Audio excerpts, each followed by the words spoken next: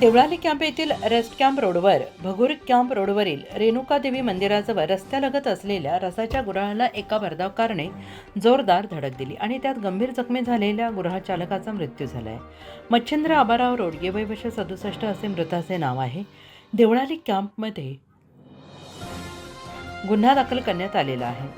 Police सूत्रांनी दिलेली माहिती अशी की भगूरहून देवळाली कॅम्पच्या दिशेने वेगाने जात असलेल्या ब्रिझा MH15JK 6718 कारच्या चालकाचे कारवरील नियंत्रण सुटले आणि ही कार रस्त्याच्या कडेला असलेल्या उसाच्या गुऱ्हाळावर जाऊन आदळली. हा अपघात एवढा भयंकर होता की गुऱ्हाळाचे मशीन, लाकडी गाडी आणि इतर साहित्याचे तुकडे उडाले.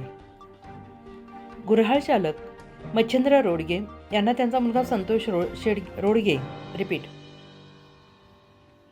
गुऱ्हाळ चालक मच्छिंद्र रोडगे यांना त्यांचा मुलगा संतोष रोडगे यांनी कॅन्टोन्मेंट रुग्णालयात दाखल केले, मात्र उपचारापूर्वी त्यांचा मृत्यू झाला होता.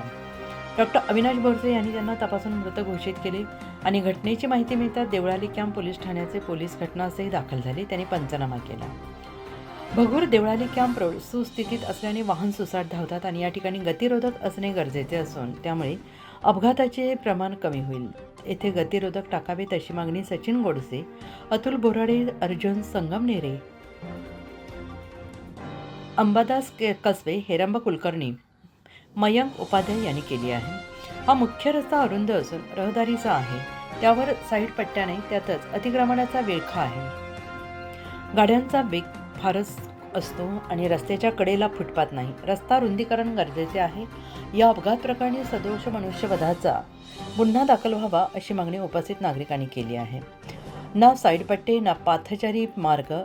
रेस्ट कॅम्प रोड रस्ता 21 फूट असताना 18 फूट केला. बाकीचा रस्ता कोणी चोरला? रस्त्यावर 3 वेळात अपघात झाले आणि 3 बळी केले. याला जबाबदार कोण?